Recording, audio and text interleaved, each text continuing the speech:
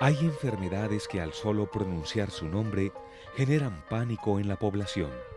Algunas de ellas son provocadas por microorganismos que se esparcen rápidamente por el mundo en seres humanos o animales, que siendo sus portadores, los llevan de un lado a otro infectando y enfermando a más y más gente, hasta que la situación llega a un punto donde la alerta es máxima. Crecen las cifras, comienzan a aparecer los muertos, y lo que empezó como una epidemia se convierte en una pandemia.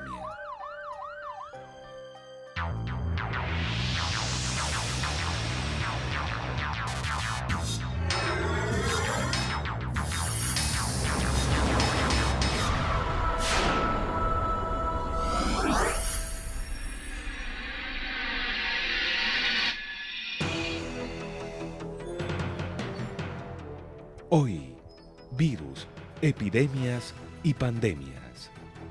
Marzo de 2009. El 60% de los habitantes de La Gloria, México, presentan síntomas respiratorios. 11 de abril de 2009. Muere la primera niña afectada por la gripe porcina en México. 13 de abril de 2009. Una mujer residente de Oaxaca, México, muere por complicaciones respiratorias. 30 de abril de 2009, la Organización Mundial de la Salud denomina como virus AH1N1 a la nueva cepa de influenza surgida en México. 11 de junio de 2009, la Organización Mundial de la Salud eleva el virus AH1N1 a nivel de alerta 6, declarando la primera pandemia del siglo XXI. A lo largo de la historia han sido muchas las ocasiones en que la medicina se ha visto desafiada por enfermedades extremadamente contagiosas que afectan a gran parte de la población de un lugar, más conocidas como epidemias, donde pequeños organismos se convierten en monstruos letales que provocan cambios en la humanidad. Desde la historia antigua de la humanidad se han presentado enfermedades que han acabado con la vida de una buena parte de la población del mundo, denominadas epidemias.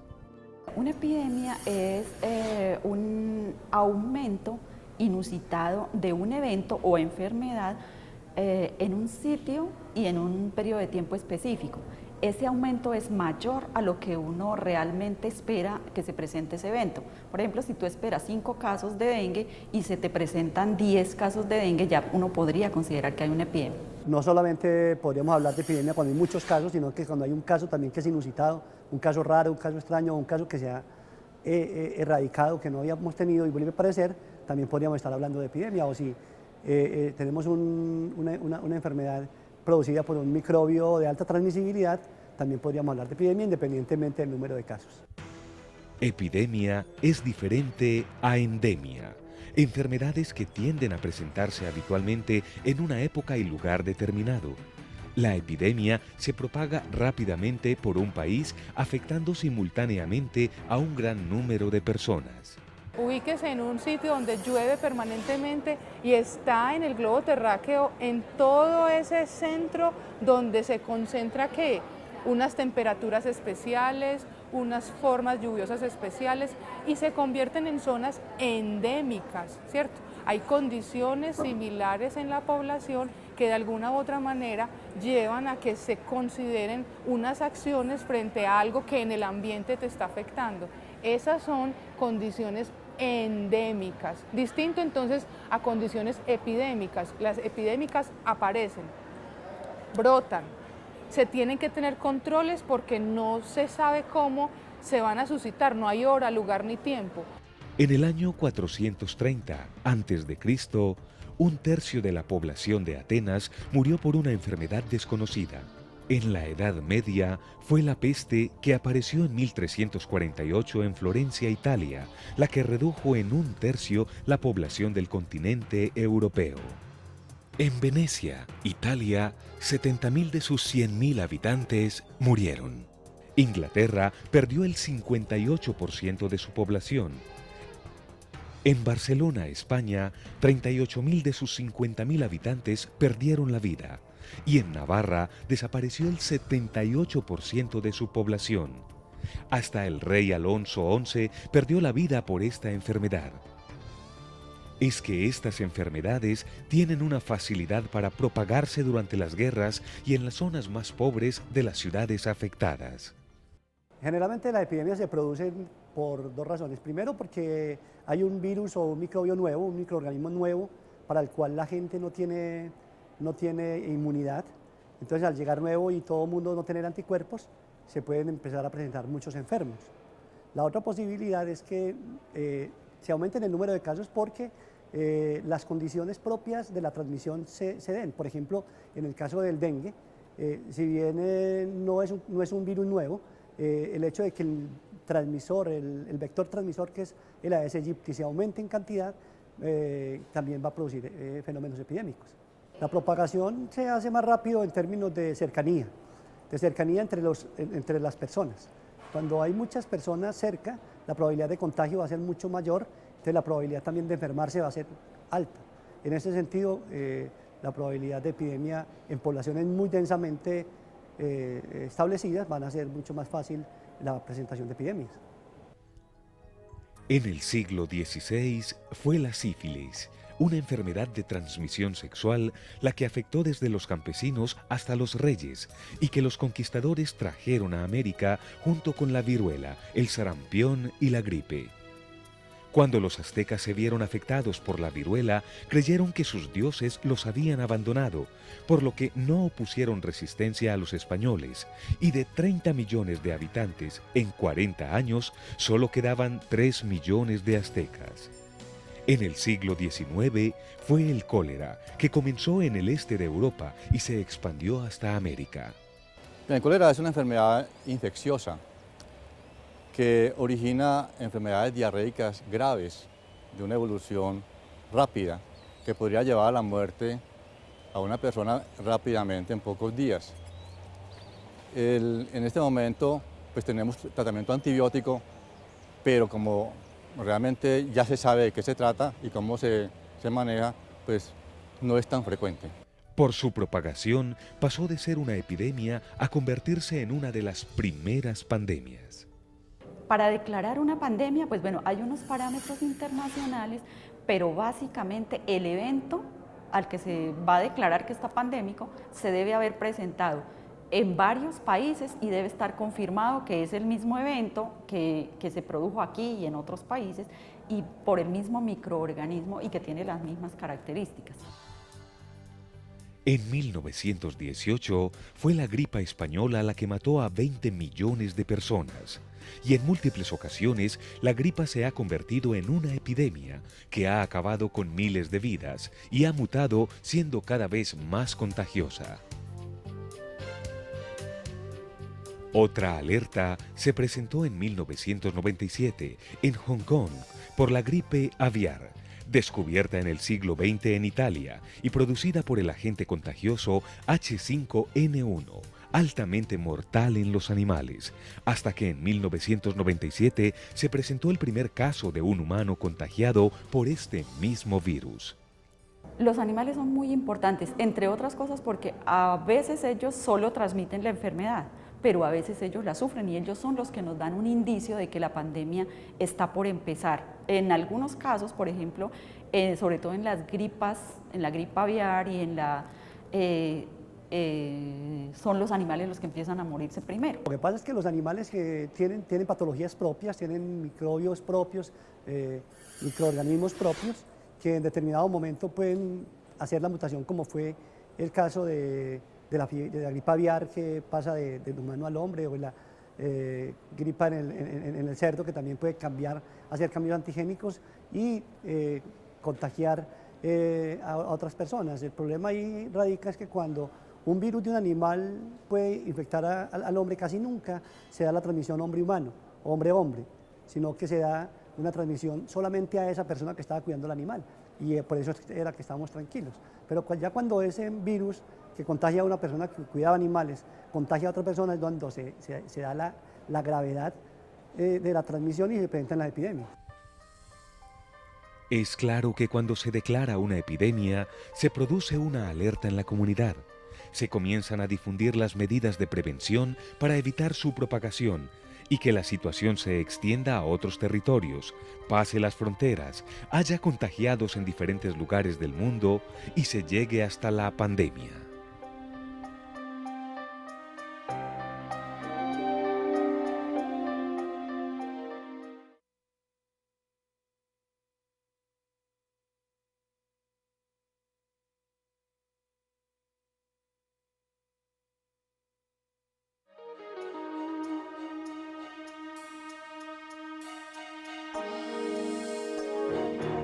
El virus de la influenza causa alrededor del 55% de las infecciones respiratorias en el mundo. Y aunque la mayoría de las personas que las padecen las toman a la ligera, anualmente se presentan numerosas epidemias de gripes que matan entre 500.000 a 1 millón de personas en nuestro planeta. Desde la gripa española, los científicos reconocieron cambios en el virus de la influenza, mutaciones que han generado varias epidemias y que llegaron al máximo nivel de alerta en el 2009, cuando se declaró una pandemia por la propagación de la gripe H1N1, anteriormente conocida como influenza porcina. Fue en México donde comenzó la noticia. El 60% de los habitantes de La Gloria se vieron afectados por problemas respiratorios. Con el paso de los días, varios casos aislados de muertes por neumonías atípicas se convirtieron en objeto de investigación hasta encontrar un virus en el que se mezclaron cepas humanas, aviares y porcinas. Desde el 27 de abril lo tengo muy presente en mi mente porque estaba alrededor de un evento mundial.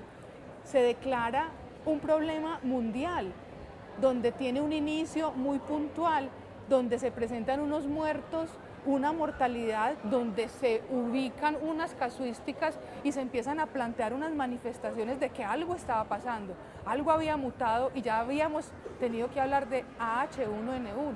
La gripa H1N1, como ustedes todos saben, es una infección respiratoria que afecta la nariz, la garganta y el sistema respiratorio inferior. Cuando la infección compromete solamente la rinofaringe, pues pasa como un resfriado común muchas veces y queda desapercibida para el paciente. Lo grave es cuando la infección desciende al pulmón y a una neumonía que podría llevar a la muerte del paciente. La enfermedad siguió su curso, mientras se confirmaban como positivas las primeras muertes en México y Estados Unidos por el virus H1N1. En España, Alemania, Corea del Sur y Reino Unido se comenzaron a presentar los primeros casos de contagio. En Colombia, el primer afectado fue un hombre residente de Zipaquirá, quien regresó al país luego de una estadía en territorio mexicano. Y mientras que cada país comenzaba a tomar medidas para evitar la propagación de esta nueva y temida enfermedad, aislando a los mexicanos en hoteles o prohibiendo el ingreso de vuelos procedentes de ese país, en tan solo 3 meses la Organización Mundial de la Salud declaró la pandemia. Ocasionalmente se habían presentado casos donde la influenza, poseída por los cerdos, había infectado a los hombres. En 1976, en New Jersey, Estados Unidos, se presentaron 200 casos de influenza porcina. En Wisconsin, en 1988, una mujer embarazada murió por esta enfermedad. Y entre enero de 2005 y enero de 2009 se presentaron 12 casos sin consecuencias fatales. Pero el virus que causó estos brotes no es el mismo que ha causado la pandemia. Los síntomas que presentan las personas infectadas por el virus H1N1 suelen ser similares a los de la influenza estacional, en la que también se incluye fiebre alta, dolor en los huesos, tos seca, fatiga y problemas para respirar. Cuando se presenta un cuadro clínico severo, la enfermedad puede evolucionar y ocasionar una neumonía, una falla respiratoria e incluso la muerte. El tratamiento de la gripa realmente es sintomático. Entonces, sintomático quiere decir trate los síntomas, bájele la fiebre, bájele el dolor de cabeza, manténgalo hidratado, quédese tranquilito en su cama, no vaya a trabajar y espere a que el virus se termine. Todavía no ha habido un tratamiento. Sin embargo, para los adelantos de la ciencia han inventado algunos medicamentos que no producen realmente la curación, lo que sí hacen es que atenúan los síntomas y parece ser que disminuyen la gravedad y podrían evitar la muerte de las personas. Antioquia no fue ajeno a esta alerta. Desde los organismos gubernamentales se tomaron medidas para controlar la pandemia, informar a la población y prevenir su propagación. La situación es que tuvimos un momento epidémico que fue decretado en abril del 2009, en donde se empezaron a presentar muchos casos de infección por virus pandémico H1N1 y que obviamente tuvimos todos conocimiento y estuvimos atentos al control de la pandemia, porque fue declarada pandemia por la Organización Mundial de la Salud. Como el virus empezó a ser como parte como normal de todo el microsistema, ya el virus estacional fue desplazado por el virus pandémico y empezó a generar las mismas enfermedades, pero ya no era de definir si era virus pandémico o era virus estacional, porque ya estábamos viendo un desplazamiento del virus estacional por el pandémico. Es decir, la mayoría de las gripas fuertes, las influencias fuertes, en el último semestre del año fueron por virus pandémico H1N1. Pero como en toda epidemia, afortunadamente la mayoría de las personas que se enferman lo hacen con una sintomatología leve o no grave o que no merita hospitalización. Lo mismo pasa con esto, con el H1N1. Mucha gente puede tener la gripa, pero aunque sea el H1N1, no la va a complicar ni va a requerir hospitalización. Cuando una persona contagiada tose o estornuda, libera en el ambiente unas microgotas que contienen el virus, que son inhaladas por las personas que se encuentran a menos de 2 metros de distancia. Cuando se cubre con las manos y luego con esa mano contaminada le da la mano a otra persona o toca objetos de uso común como teléfonos, botones o chapas, está transmitiendo el virus. Por eso a las personas contagiadas se les ha recomendado el aislamiento, que se laven las manos frecuentemente, que usen pañuelos con el objetivo de que no esparzan el virus en su familia y en su comunidad.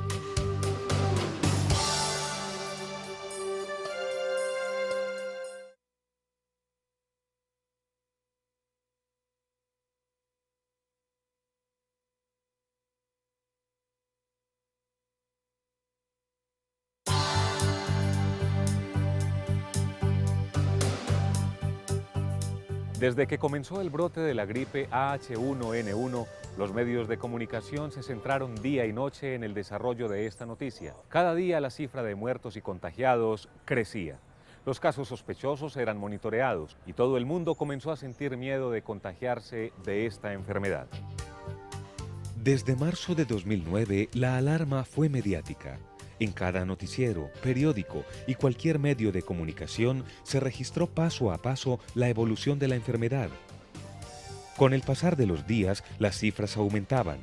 Había muertos, múltiples casos sospechosos, y fue el temor de la población lo que hizo que aumentaran las consultas en los puestos de salud y en las farmacias se vendían tapabocas y guantes al por mayor. Lo que sucede es que hoy los medios de comunicación son más contundentes, la información está más conocida, se tiene un despliegue total a través de toda la ayuda y todo el ejercicio que hace la tecnología. Entonces, el H1N1 lo que viene finalmente es a alarmar a la comunidad y nos lleva a tomar unas medidas sanitarias internacionales de una magnitud tal donde había que decir alto. Hay una cosa importante y es que en la mayoría de las epidemias las medidas farmacológicas, o sea, los medicamentos y los médicos muchas veces son los menos importantes para contener una epidemia y son las medidas no farmacológicas, o sea, las medidas que toma la población para evitar contagiarse, las que realmente van a tratar de controlar la epidemia. Por ejemplo, el virus de H1N1 que tuvimos, el problema no era la atención no era la atención, sino la transmisión. Y por eso decíamos, por favor, no estornude, sino que protéjase con un pañuelo, protéjase con una toalla higiénica o estornude con el codo para que usted no contamine al otro. O sea, son esas medidas de aislamiento social o de prevención del contacto que hace que la epidemia se pueda controlar. Pero así se anunciaran las medidas de prevención, era innegable que por un momento el pánico se apoderara del mundo. Algunos dejaron de asistir a actos públicos. Otros comenzaron a utilizar jabón antibacterial e incluyeron en su rutina diaria el lavarse las manos varias veces. Otros optaron por utilizar un tapabocas diariamente. Hubo un componente económico y hay varias fuentes y varios análisis que se le han hecho que netamente el declarar la epidemia tenía un objetivo económico de sacar de pronto a una empresa de la industria farmacéutica que venía muy mal con lo de la parte económica a sacarla adelante. Entonces, declarar la pandemia implicaba que se compraran medicamentos, vacunas y otra serie de implementos que preciso que los producía esa industria. Los organismos de salud desde hace varios años venían preparándose para una posible epidemia de influenza. Pero es claro que así se obtengan los antibióticos y haya una vacuna que prevenga el contagio de la enfermedad, es muy importante seguir sus recomendaciones, pues todo esto se puede evitar si se tienen las medidas adecuadas de higiene. Si va a consumir alimentos, lávese las manos. Si está en contacto con muchas personas, lávese las manos. Eso no es de hoy, ni de hace 6 meses, ni de un problema que la OMS plantea de una magnitud tal donde era una alarma que no sabíamos cómo se iba a manejar, si los medicamentos estaban, si no estaban, si la careta era la adecuada, si no era la adecuada, si los aeropuertos tenían que parar su transporte. No, es algo tan simple como el autocuidado, tener conciencia de su cuidado personal y de su manejo como persona en algo tan sencillo. Vuelvo y lo repito, así hoy se nos quede esa idea muy clara: lavarse las manos. En la epidemiología, desde las epidemias hasta las pandemias, las responsabilidades de todos. Esa fue una lección que yo creo que aprendimos y donde empezamos a entender, que yo creo que ameritaría otras discusiones, que hay muchos intereses de muchos tipos, económicos, políticos, como ustedes lo quieran ver y lo quieran imaginar, pero donde realmente la fuerza que tenemos para movilizarnos la tenemos somos las personas, quienes tomamos conciencia del mundo en el que estamos y en el mundo al que nos debemos y al que tenemos que cuidar. La amenaza es constante. Microorganismos que no vemos han causado más muertes que las guerras civiles. Han diezmado la población en numerosas ocasiones.